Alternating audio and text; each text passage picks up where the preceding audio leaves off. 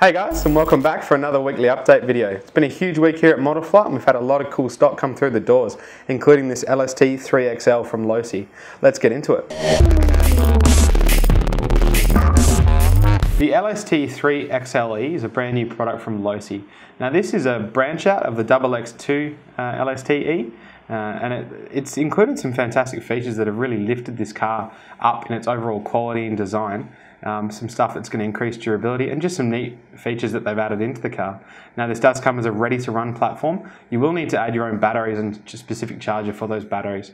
With this car you do have the choice of running two 2-cell batteries or two 3-cell batteries to give you 4 or 6-cell power options, and it is 2 separate battery trays as well. What we might do is crack the body open, which is really easy to do now with the swivel mounting system. It's just 2 body clips at the front, body swivels up, nice and easy to get to your batteries. We'll take a bit of a closer look on the inside at the running gear and have a bit of a chat about that as well. Taking a look at the electronics that are included with this car, some really nice features. The first one I'll point out is the servo situation. So on the previous LST, they did go with dual standard size servos. On this car, they've gone with a single fifth scale size servo. So they've really beefed up the overall output of the servo. It's also an aluminium horn on there, so the whole steering assembly system is really beefy. It's going to have plenty of torque to turn the wheels and hold them there during your high-speed driving. It does come with a dynamite electronic system. A neat feature with the motor here is they've included a heatsink built onto it. It's to help dissipate the heat, obviously, and keep the motor running cool and performing well. Another neat feature is the battery setup. So it is twin batteries, like I mentioned before, either 2S or 2 3S batteries. It does run EC5 connectors, which are captured, so that's a nice thing as well. Your battery leads aren't going to be flapping around under the shell and risking getting caught in any of the driveline. Nice and secure there. Speaking of the centre diff in the driveline, they have put that as a sealed unit. So this again is an added durability feature. When you're driving this car off-road, you might be driving on gravel. There could be small rocks in there. They're going to get in between those gears and cause some damage. Losi have gone ahead and pretty much eliminated the risk of that happening by sealing that whole system up, keeping it nice and free from debris. So overall, the car is of sturdy design. It's a very different chassis design to the LST XXL2, but I think they've made some wholesale improvements. Coupling this with Losi's huge coilover shock system, it is an aluminium body. They are threaded, so you can adjust the ride height really easily. All in all, really good car, a lot of high quality ideas and products put into this. It should be a fantastic performer. Spektrum are always pushing the envelope, and their 6240 RX is one of their new inventions that is going to save you some space in your cars. This is a high-speed digital servo for 6-volt output, and it has a receiver built into it. So the receiver that's built into this is actually the SR2010, which is capable of 5.5 millisecond latency on the DSM-R protocol, obviously with the Spektrum radio system. This servo is going to be perfect for 10-scale cars, especially two-wheel drive cars with limited space in the front. Not having to mount a receiver frees up a lot of space in there. So we'll take a little bit of a closer look and I'll have a bit more of a chat of some of the specifications of this unit. Now that we have a close-up look at the servo itself, you can see down near the base here, you have your 2 ports. Now this is your conventional receiver port, so you have your throttle and a bind port, obviously for pairing the receiver to your Spektrum transmitter. In an electric car, you would put the electronic speed control into the throttle port.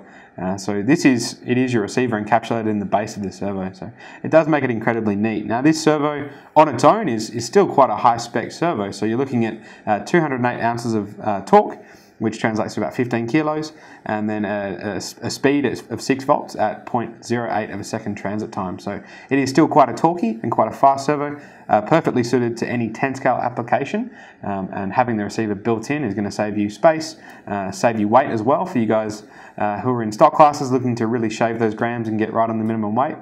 This would be a perfect servo for that situation. Today, much similar to last week, we've had a huge amount of aircraft arrive. This week it was a Seagull container. So we have a huge variety of Seagull models that have rocked up here. We get a chance again to jump in the warehouse, have a look at some of those. So the first 2 models we'll show you is a Boomerang, an electric version Boomerang, and also a DCH-2. Now the DCH is DHC, sorry, is a 20 to 30 cc size aircraft, so a much larger aircraft. It is an ARF, like all the Seagull models we'll be showing today. They are an ARF. You do need to add your own radio gear and your own power plant system. So that would be a 20-30 cc gas engine.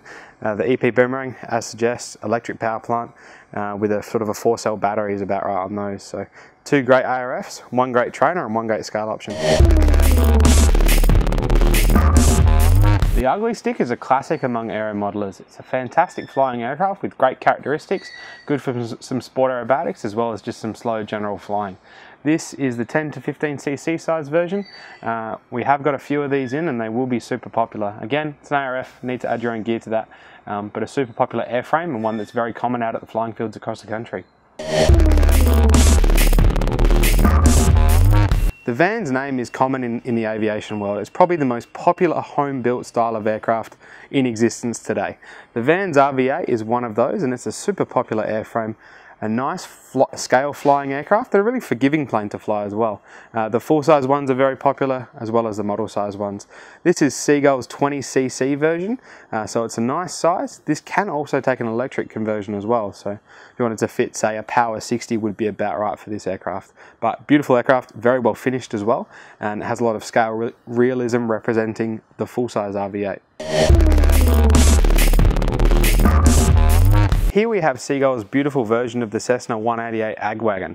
Now this is a huge aircraft. It's a 2.5 meter wingspan, takes a 30cc engine, so quite a large bird. It does have some nice features though, including 2-piece plug-in wings, so it's not too bad for transportation, can still get it in smaller cars, but a fantastic model. These are sure to sell very quickly. They will be a super popular aircraft.